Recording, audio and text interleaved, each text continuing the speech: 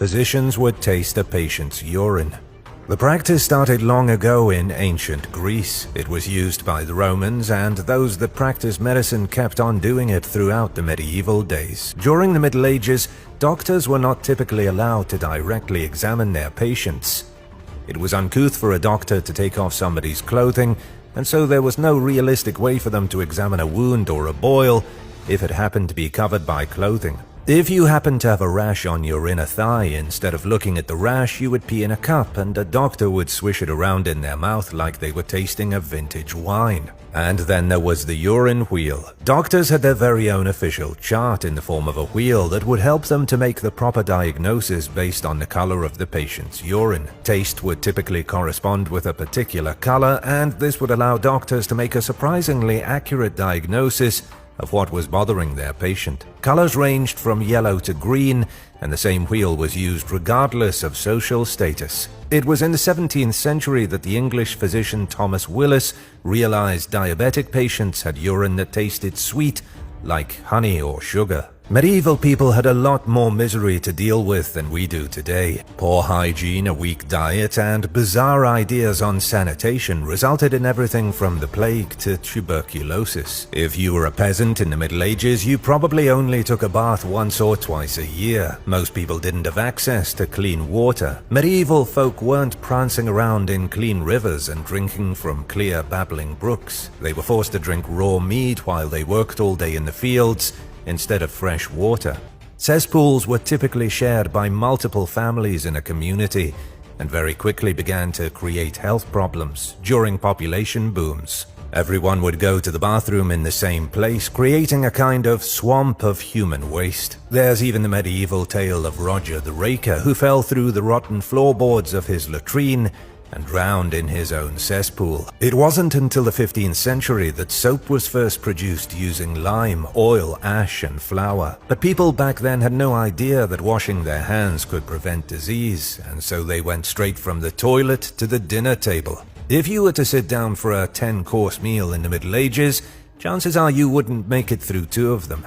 Eating habits have transformed a lot in the past few centuries, and the meals of yesteryear would be considered gruesome by today's standards. Sure, many meals might seem familiar. Medieval people did eat bread and vegetables, porridge, meat, and even pasta.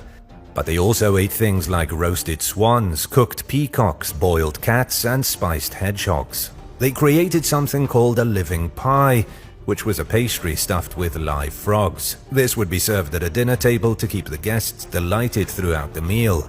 They could eat their pastry, which the live frogs had been playing in, and then laugh while they tried to catch the terrified amphibians. Another very popular meal in the 17th century was beaver. It was a particularly favored meal by the Catholic Church because the church declared beaver as a fish. Since the beaver was such a great swimmer and because it was seen as such a tasty treat, the church called it a fish and allowed everyone to eat beaver on Fridays during Lent.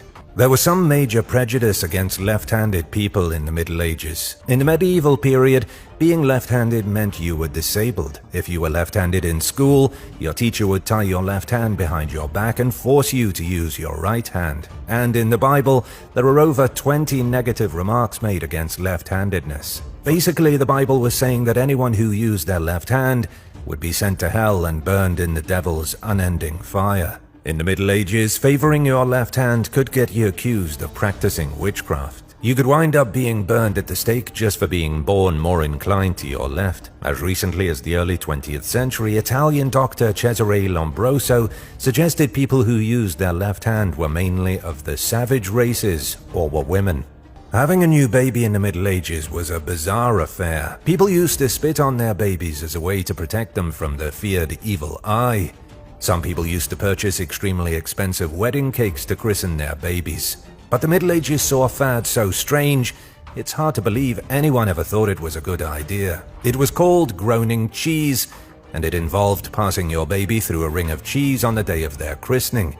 A gigantic block of cheese was brought to the family of the baby. Then a hole would be cut in the wheel of cheese, just big enough to pass the baby through without smearing him or her in the cheese. And that was it. That was the whole ritual. The baby simply needed to be passed through the cheese delicately from one woman to another. People in England believed this was a surefire way to bless their child with good luck and great fortune. Then afterwards the cheese would be divided up and everyone would have a cheese feast. Along with strange and terrifying illnesses came strange and terrifying medical treatments.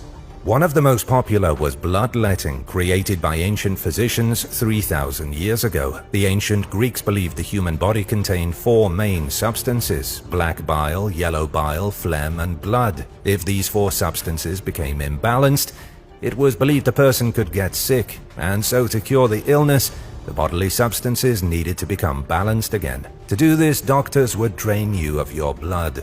This could either be done by cutting your arms open or covering you with hungry leeches. But even though it was the Greeks who most likely came up with it, bloodletting continued to be a reliable treatment up until the days of George Washington. Some even say George Washington died as a result of complications following a bloodletting treatment.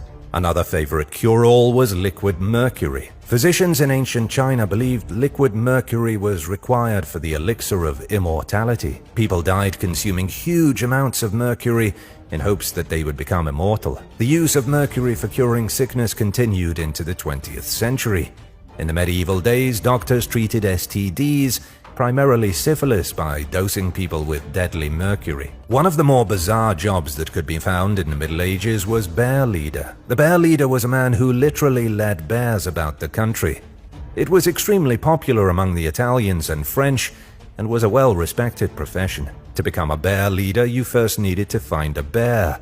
Once you found that bear, you then needed to tame it. Once you had your tamed bear, you could go from town to town and make money from its performances. Bears were used in a variety of different kinds of entertainment. They would perform mostly in cruel, barbaric, and horribly tragic blood sports. It was called bear baiting. The bear would fight in gladiator battles against packs of dogs or other fierce predators. It was the medieval equivalent of dog fighting, and the bear leader was typically the one who supplied the bears. And although it was gruesome and without a doubt morally wrong, medieval people didn't have much to do. They took whatever entertainment they could get, and the bear leader made a fortune off the fights.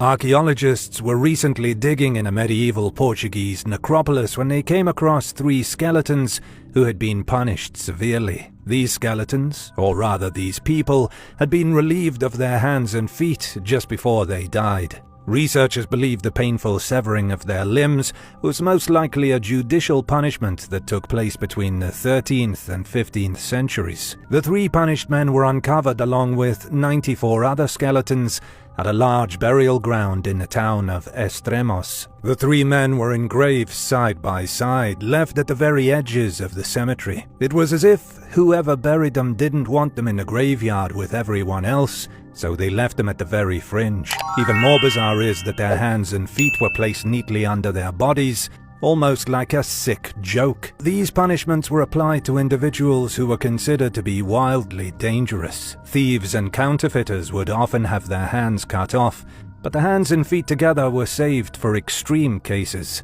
and that has led archaeologists to believe the trio in the graveyard had been political dissidents. If you found yourself in trouble as an ancient Athenian, you could face a fine, be sent to prison, be publicly humiliated in the stocks, lose your right to participate in politics, or be straight up exiled from the city. If you were found to be a serious criminal, your property could be taken and your house could be burned down. Then there were the executions. The ancient Greeks are still considered some of the most humane people of the old world, even executing their enemies in a civilized manner. For example, Socrates was arrested in the year 399 BC and put on trial for impiety and corrupting youth. He was considered a threat to the status quo, and so the politicians of Athens descended into mob rule and sentenced him to die. He was ordered to carry out his own execution. He had to sit down and eat a deadly potion made from the hemlock plant until he passed away. But the Athenians also practiced more barbaric methods of execution. They did something called the bloodless crucifixion. This involved fastening a convict to a wooden board, using iron collars around his neck, ankles, and wrists. He would be put on display, just like in a Roman crucifixion, except he wouldn't have to bleed to death. The executioner would tighten the metal band around his throat until he was strangled. The brazen bull is considered the worst torture instrument ever devised by the human mind. It was created around 560 BC in ancient Greece at the seaside colony of Agricus. The territory was controlled by a tyrant named Phalaris, a man who ruled with an iron fist. According to the legend, his favorite sculptor showed off a statue of a bull that he had just fashioned from gleaming brass. The bull statue was hollow on the inside, constructed over a fire pit, and complete with pipes and whistles twisting out of it. This was no ordinary statue, but a torture device meant to broadcast the pained screams of the man inside the bull as he was roasted over the fire. First the fire would get going, then the unfortunate victim would be thrown into the bull through a hatch on the top. The bull's brass body would scorch the person inside, and the pipes and whistles transformed his screams into the horrific snorts of a bull. However, nobody is entirely sure if any of this is true. The brazen bull may never have existed, and the whole thing might just be a horrifying story from ancient Greece. In the original tale, the first victim was the sculptor himself, punished for creating such a despicable device.